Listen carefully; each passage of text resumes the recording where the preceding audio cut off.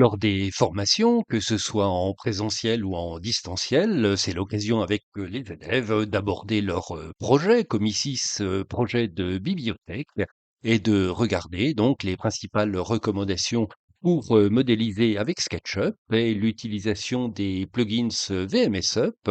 Ici, on a la pose de Kaykeri, le système 32. Si je passe en visualisation rayon X, on a également posé des charnières et des clamex. On voit même que sur cette coupe d'onglets, on s'est amusé à poser des dominos. C'est l'occasion sur ce meuble d'utiliser le plugin Adaptea et de pouvoir redimensionner ce montant ici, que j'indique là, et de le mettre ici. Au cours de ces formations, c'est l'occasion de faire un petit peu de hors-piste et pour moi de relever des bugs dans VMSUp ou de voir des comportements un peu bizarres de SketchUp. On va parler de l'un d'entre eux. Pour cela, on va juste très rapidement reconcevoir la partie basse de ce meuble. Je vais faire deux traverses avec le plugin pièce, travers. Je vais les mettre en vue de dessus, dessus. Elles vont faire 2 mètres, 2000. Elles vont faire 400 de large, 19 d'épaisseur. Je vais en faire 2. Elles seront donc identiques. Et je vais les mettre en mélaminé. Je vais générer ma pièce. Je génère ma pièce.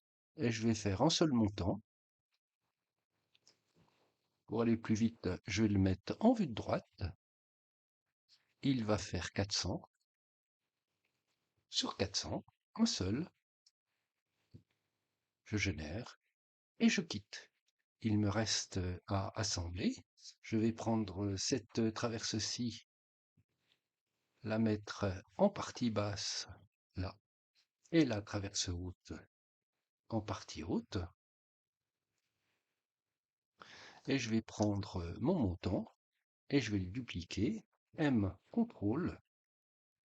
Je vais donc le mettre à l'autre extrémité.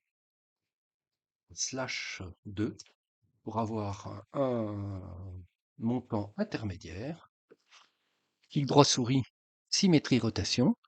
Je vais envoyer cette face-là au-dessus et symétriser l'autre partie qui est là, de manière à pouvoir mettre mes clamex. Je lance le plugin assemblage.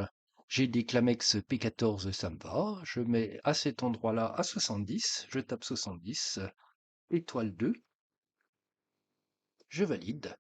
Tous mes clamex se sont mis en place. Je vais mettre un fond derrière avec trace pièce. Je lance le plugin trace pièce. Je vais l'appeler fond.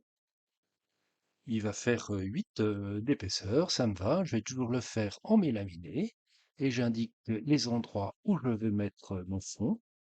Le fond est mis en place. Je quitte ce plugin et à présent on va le visser. Je lance le programme assemblage à vis. Je vais prendre des torques, des 430, ça me va. Je vais me mettre à cet endroit-là et je vais taper 50. Je valide. Étoile 6. Je valide. J'ai toutes mes vis qui sont mises en place et je vais en mettre à nouveau ici. Je vais taper 50. Je valide. Étoile 3. Je valide. Les vis se sont mises en place des deux côtés, également sur le montant central, puisqu'il est identique aux deux autres montants. Si je ne voulais pas ça, j'aurais dû le rendre unique avant. Je quitte le plugin assemblage à vis. Et c'est là où se produit la bizarrerie.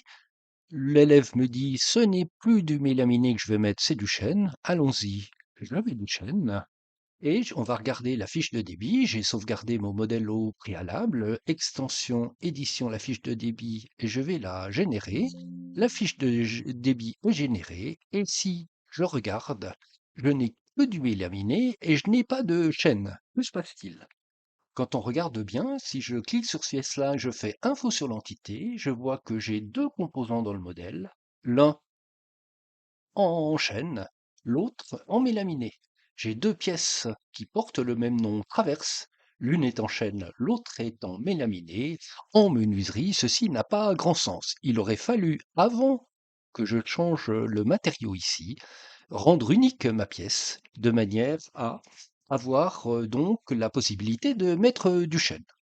Si à présent je rends cette pièce unique et que je ressors ma fiche de débit, extension VMSUP, édition de la fiche de débit, je vais la générer à nouveau. On m'a dit qu'elle existait.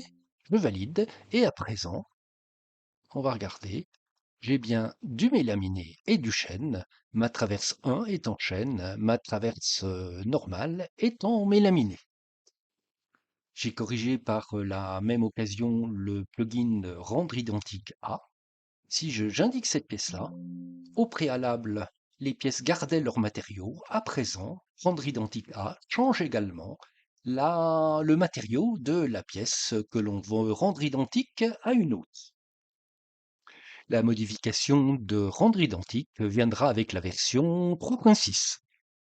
Voilà donc pour une petite bizarrerie de SketchUp, ce qui est tout à fait normal, mais relativement illogique en menuiserie. Faites-y attention à l'avenir. Bonne utilisation des extensions VMSUP et à très bientôt.